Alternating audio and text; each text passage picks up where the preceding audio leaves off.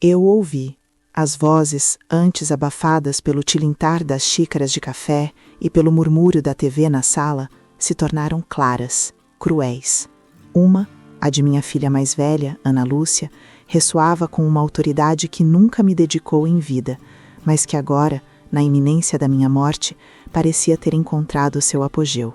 Essa velha tem 2 dias de vida, no máximo, ela disse, e a frieza de suas palavras não foi um choque para mim, mas uma confirmação gélida, um eco distante da ingratidão que eu, em minha cegueira maternal, nunca quis enxergar.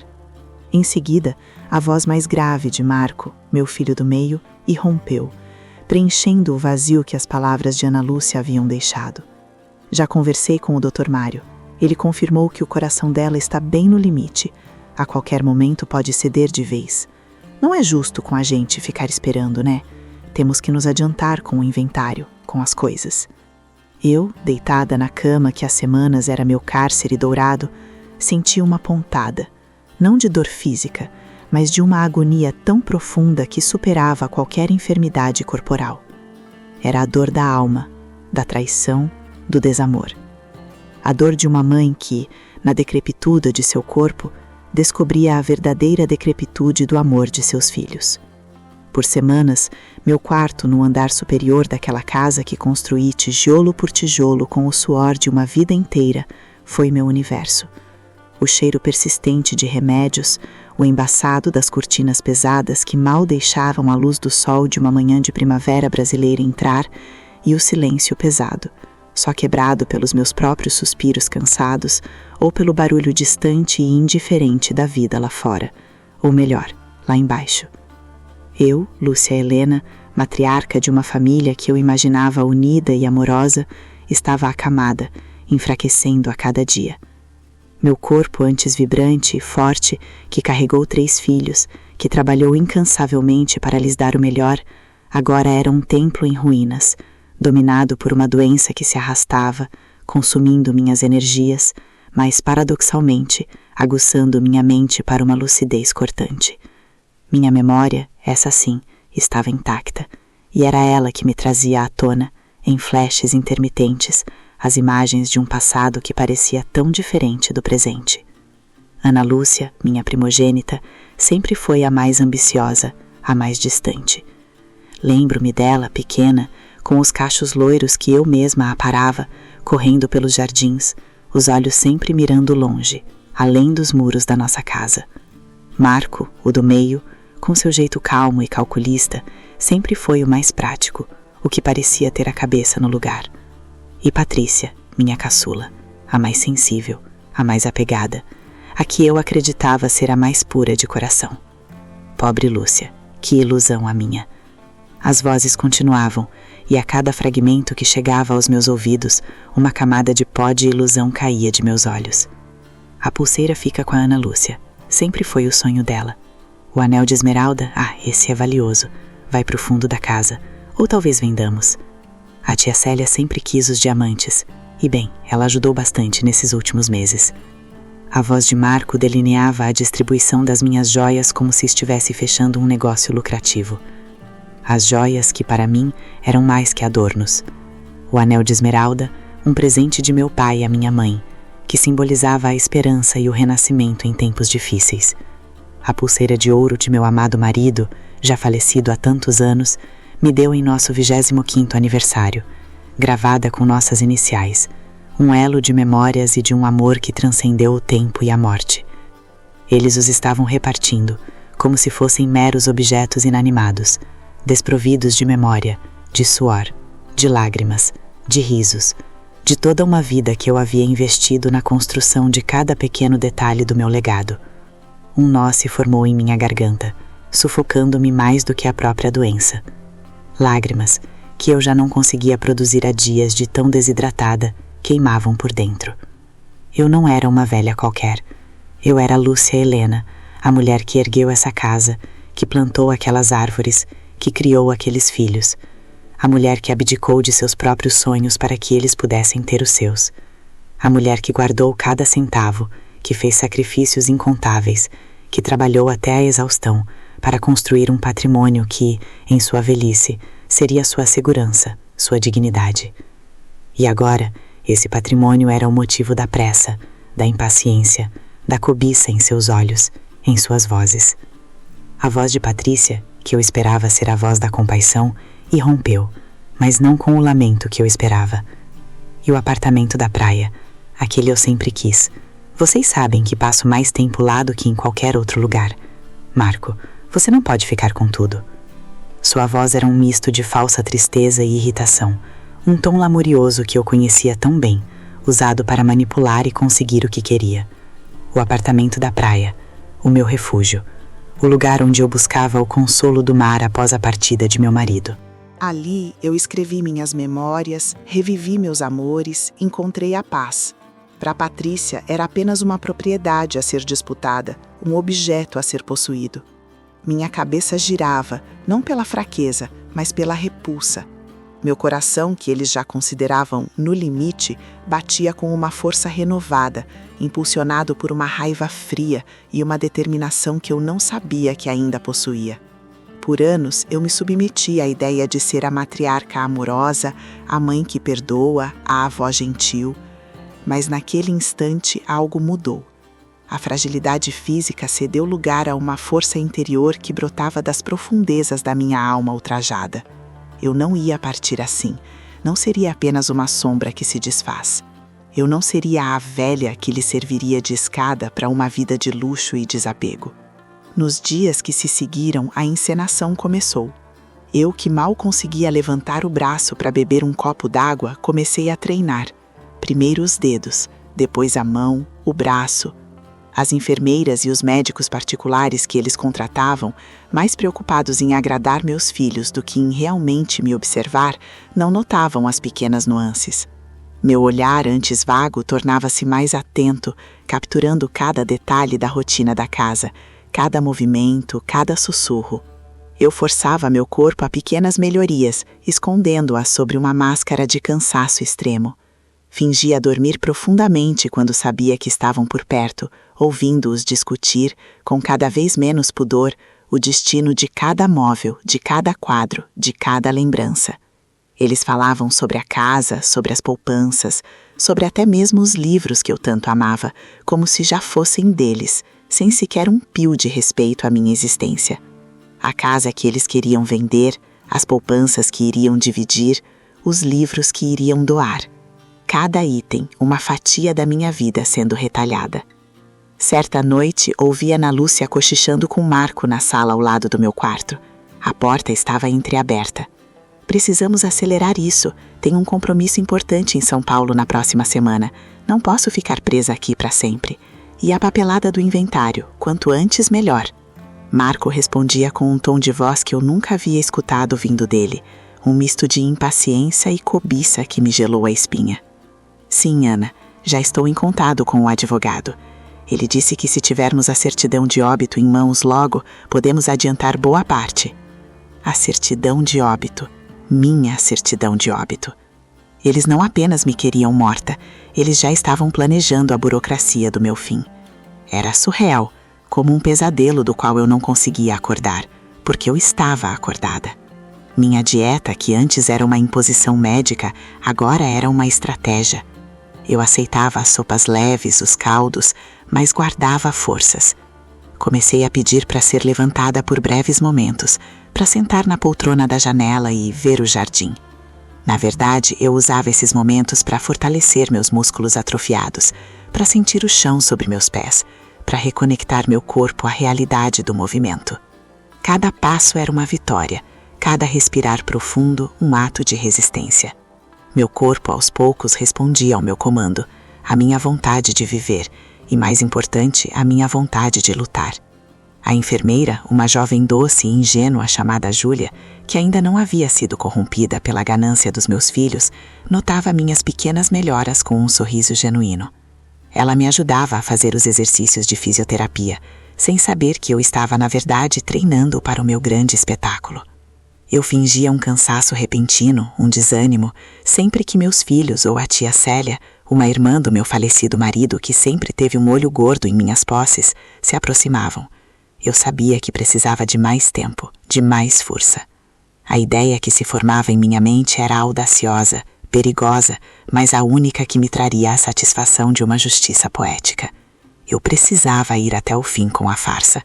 Precisava morrer para eles, para então renascer diante deles. O dia chegou, ou a noite, melhor dizendo. Era uma madrugada fria de outono, o tipo de frieza que entra pelos ossos e se aloja na alma. Eu havia passado o dia inteiro fingindo um declínio acentuado. Dores que não sentia, fraqueza que não me dominava mais por completo, respiração ofegante que eu controlava com maestria. A enfermeira, assustada com a minha piora, chamou os filhos. Eles vieram, um a um, com expressões de preocupação, misturadas com uma estranha resignação. Marco tocou minha testa com a mão fria. Ana Lúcia segurou minha mão, seus dedos apertando os meus sem carinho, mas com uma necessidade de sentir algo, talvez para se certificar de que o fim estava próximo. Patrícia chorou, mas suas lágrimas pareciam mais de alívio do que de dor. Eu fechei os olhos, lentamente. Prendi a respiração, diminuindo-a até o mínimo essencial. Meu corpo, acostumado ao repouso, parecia aceitar aquela imobilidade final. A enfermeira, uma jovem chamada Júlia, se aproximou, verificou meu pulso, meu coração com o estetoscópio.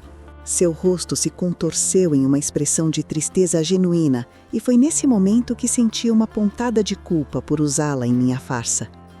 Ela anunciou, com a voz embargada, que meu coração havia parado. Um silêncio pesado preencheu o quarto. Eu os ouvi, os suspiros, os choramingos contidos de Patrícia, a voz firme de Marco, já ligando para a funerária, para o cartório, para o padre, a voz de Ana Lúcia, que pedia a empregada para arrumar a casa, para preparar um café forte. A orquestra da minha morte estava em pleno vapor. O funeral foi arranjado com uma pressa que me fez rir por dentro. Em menos de 24 horas, a casa estava irreconhecível. As fotos da minha juventude e da minha família foram substituídas por arranjos de flores brancas e lírios que exalaram um perfume doce e enjoativo.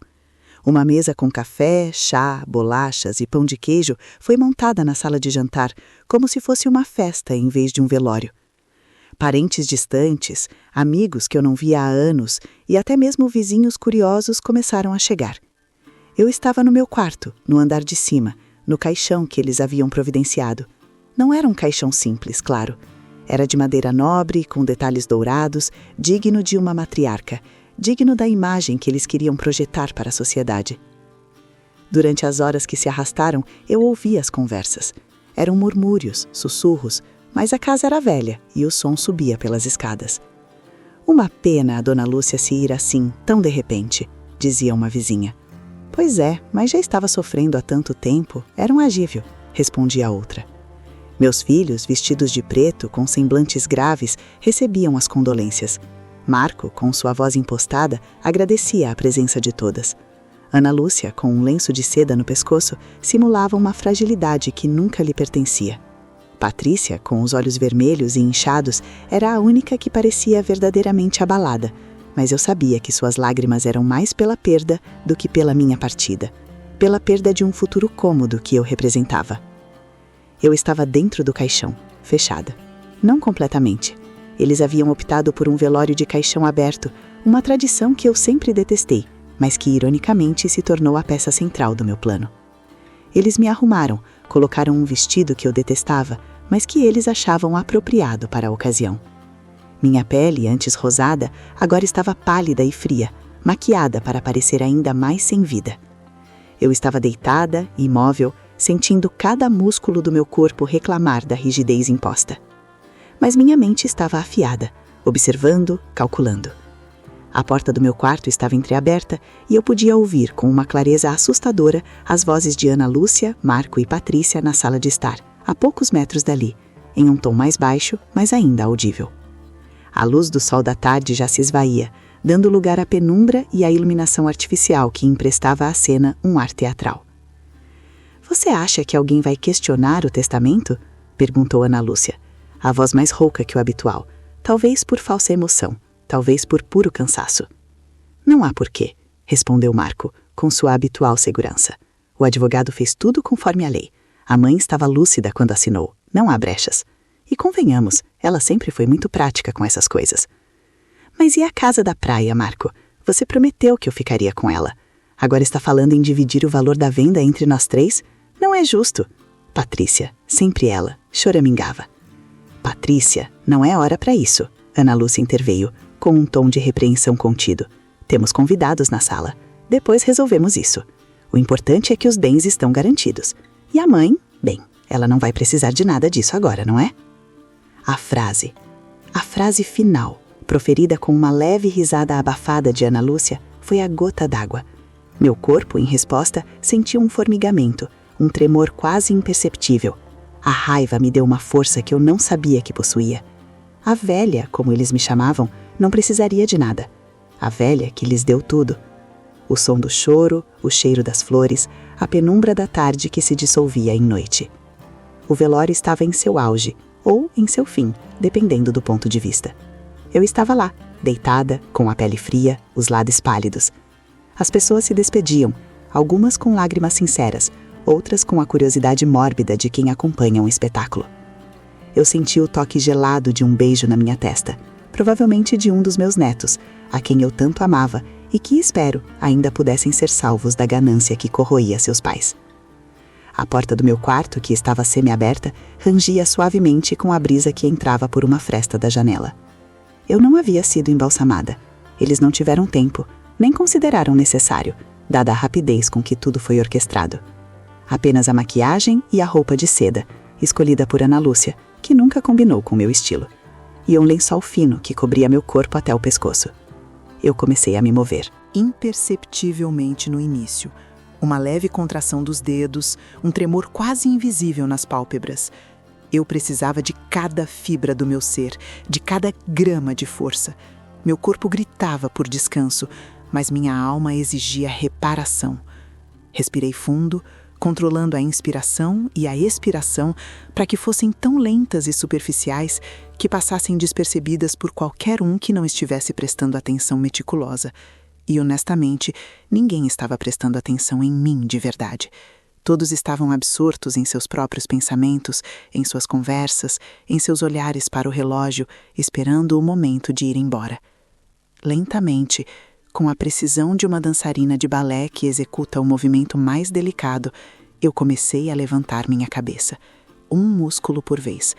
A força, que havia me abandonado por meses, parecia retornar em ondas, impulsionada pela adrenalina e pela pura indignação. Meus olhos, antes fixos no teto, se moveram para os lados, observando o ambiente, a penumbra do quarto, a luz vinda da sala. Eu me sentei. A cena, para mim, era de uma ironia cruelmente bela. Eu, a velha que estava morta, agora sentada no meu próprio caixão, no meu próprio quarto, durante o meu próprio velório. A sensação de poder, de controle, era inebriante. Eu não era uma vítima. Eu era a regente do meu próprio destino e da peça que estava prestes a encenar.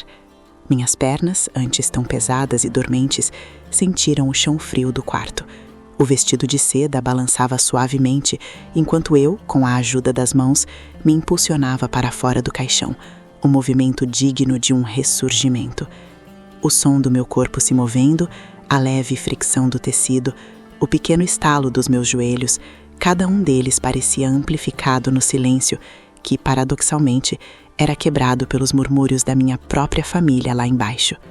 Fiquei de pé. A tontura veio, mas eu a ignorei. O chão, que parecia tão distante da cama, agora era meu suporte. Minhas pernas, fracas, mas resolutas, me levavam adiante. Eu me agarrei à parede, passo a passo, como uma criança aprendendo a andar novamente, mas com a sabedoria e a dor de uma vida inteira. A cada passo, sentia meu coração bater mais forte, não de medo, mas de uma expectativa implacável. Desci as escadas. Cada degrau era um desafio, mas também uma declaração. O vestido preto arrastava-se suavemente, quase sem som. A casa estava cheia de gente, mas eles estavam agrupados em pequenos círculos, absortos em suas conversas, em suas condolências superficiais, em suas análises sobre a minha herança. A luz fraca da sala mal iluminava o topo da escada, e eu me movi lentamente, uma sombra entre as sombras, até que a luz da sala de estar começasse a me alcançar. Os primeiros a me ver foram os netos mais novos, que estavam sentados no chão, brincando silenciosamente com carrinhos de brinquedo que eu lhes havia dado no Natal passado.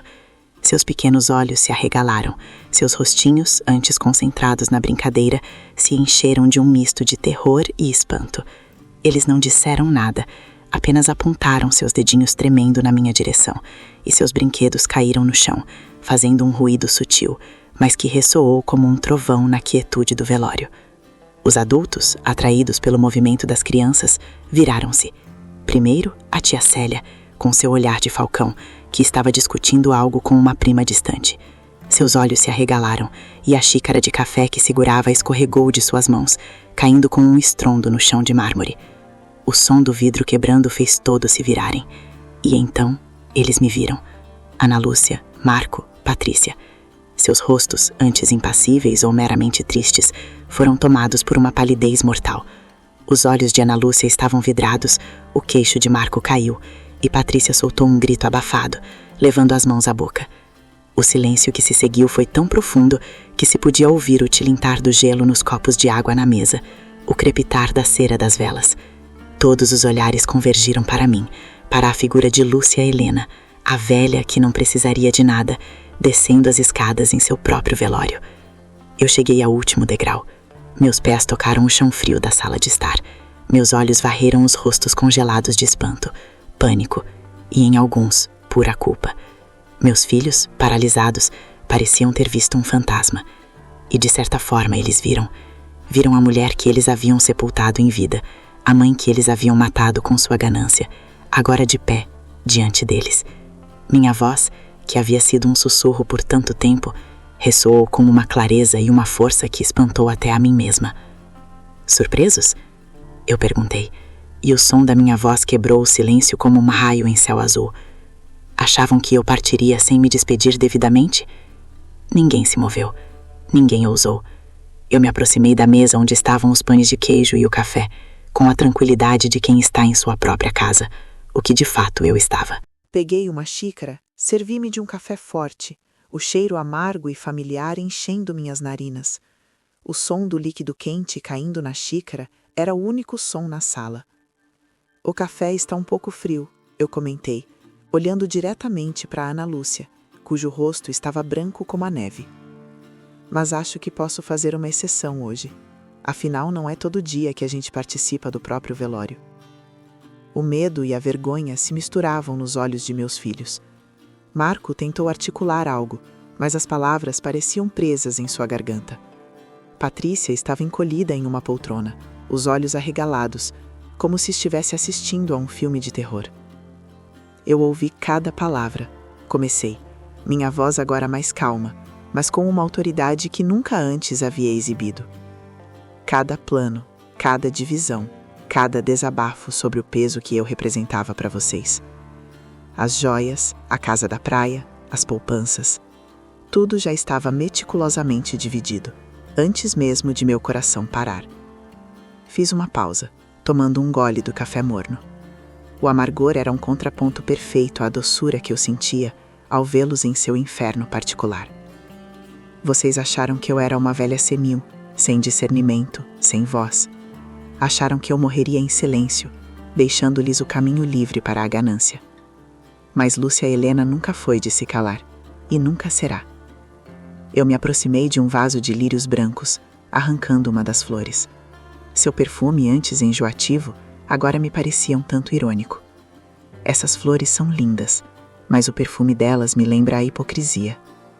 Minha voz subiu um tom, ecoando pelas paredes da casa que um dia foi cheia de risadas e sonhos, e que agora era palco de